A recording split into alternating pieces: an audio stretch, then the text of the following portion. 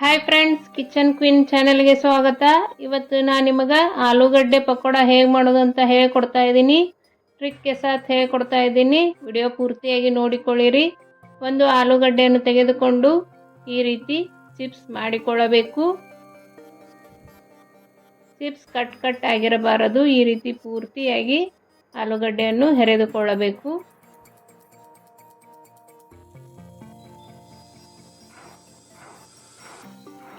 ಆಲೂಗಡ್ಡೆ ಪಕೋಡ ಆಯಿಲ್ ಆಗದೆ ಇರುವ ಹಾಗೆ ಟ್ರಿಕ್ ಹೇಳ್ಕೊಡ್ತಾ ಇದ್ದೀನಿ. ವಿಡಿಯೋ ಪೂರ್ತಿಯಾಗಿ ನೋಡಿಕೊಳ್ಳಿರಿ.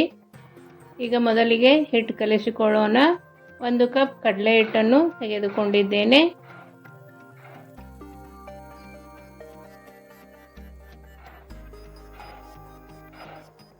ಇದಕ್ಕೆ ರುಚಿಗೆ ತಕ್ಕಷ್ಟು ಸಾಲ್ಟ್ ಹಾಕಿಕೊಳ್ಳೋಣ. ನಿಮಗೆ ಎಷ್ಟು ಖಾರ ಬೇಕೋ ಅಷ್ಟು ಚಿಲ್ಲಿ ಪೌಡ್ರನ್ನು ಹಾಕಿಕೊಳ್ಳಬಹುದು. ಈಗ ಇದಕ್ಕೆ ನಾನು 1 ಸ್ಪೂನ್ ಅಜವಾನನ್ನು ಈ ರೀತಿ ಕೈಯಿಂದ ಹಾಕಿಕೊಳ್ಳುತ್ತೇನೆ. ಈ ರೀತಿ ತಿಕ್ಕಿ ಹಾಕಿಕೊಳ್ಳುವುದರಿಂದ ಪಕೋಡಾಗೆ ಸ್ಮೆಲ್ ಚೆನ್ನಾಗಿ ಬರುತ್ತದೆ.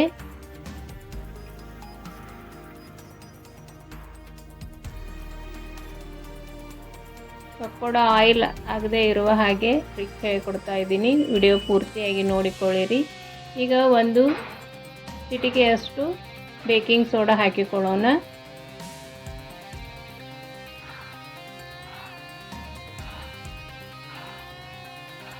ಈಗ ಇದನ್ನು ನೀರು ಹಾಕಿ ಚೆನ್ನಾಗಿ ಮಿಕ್ಸ್ ಮಾಡಿಕೊಳ್ಳಬೇಕು.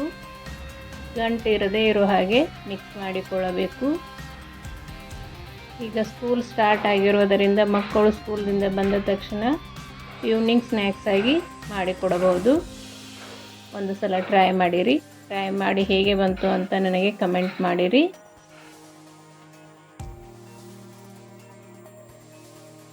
ಈ ರೀತಿ ಚೆನ್ನಾಗಿ ಮಿಕ್ಸ್ ಮಾಡಿಕೊಳ್ಳಬೇಕು.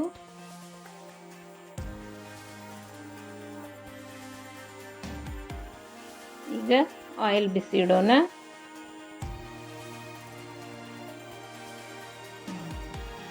ಒಂದು ಕಡಾಯಿಗೆ ಆಯಿಲ್ ಹಾಕಿಕೊಂಡು ಕಾಯಲು ಬಿಡಬೇಕು.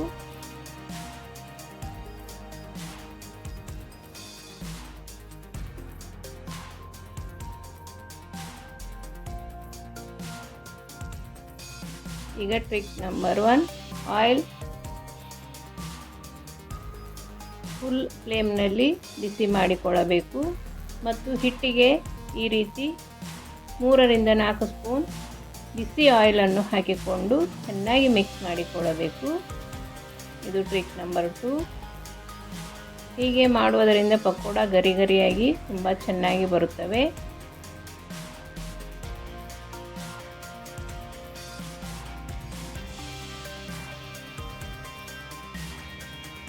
ಈ ರೀತಿ ಆಲೂಗಡ್ಡೆ ಚಿಪ್ಸನ್ನು ತೆಗೆದುಕೊಳ್ಳೋಣ. ಎಣ್ಣೆ ಬಿಸಿಯಾಗಿದೆ. ಈಗ ಇದನ್ನು ಆಲೂಗಡ್ಡೆಯನ್ನು ಈ ರೀತಿ ಹಿಟ್ಟಿನಲ್ಲಿ ಚೆನ್ನಾಗಿ ಅದ್ದಿ ಎಣ್ಣೆಗೆ ಹಾಕಿಕೊಳ್ಳಬೇಕು. ಎಣ್ಣೆ ಬಿಸಿಯಾದ ತಕ್ಷಣ ಎಣ್ಣೆ ಫ್ಲೇಮನ್ನು ಮೀಡಿಯಮ್ ಇಡಬೇಕು. ಪಕೋಡ ಹಾಕುವಾಗ ಫ್ಲೇಮ್ ಮೀಡಿಯಮ್ಮಿನಲ್ಲೇ ಇರಬೇಕು. ಮೀಡಿಯಮ್ ಫ್ಲೇಮ್ನಲ್ಲೇ ಚೆನ್ನಾಗಿ ಬೇಯಿಸಿಕೊಳ್ಳಬೇಕು. ಅಂದರೆ ಆಯಿಲ್ ಹಿಡಿದುಕೊಳ್ಳೋದಿಲ್ಲ. ಹೈ ಫ್ಲೇಮ್ನಲ್ಲಿ ಬೇಯಿಸುವುದರಿಂದ ಪಕೋಡ ಆಯಿಲಿ ಆಗುತ್ತವೆ.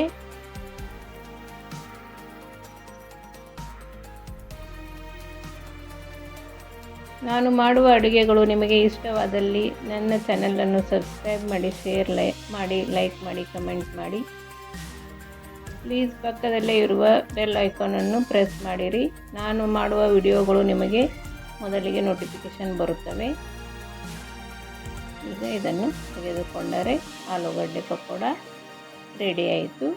ಈ ರೀತಿ ಸ್ವಲ್ಪ ಬ್ರೌನ್ ಕಲರ್ ಬರಬೇಕು. ಪಕೋಡ ಚೆನ್ನಾಗಿರುತ್ತದೆ. ಈಗ ಆಲೂಗಡ್ಡೆ ಪಕೋಡ ರೆಡಿ ಆಯಿತು.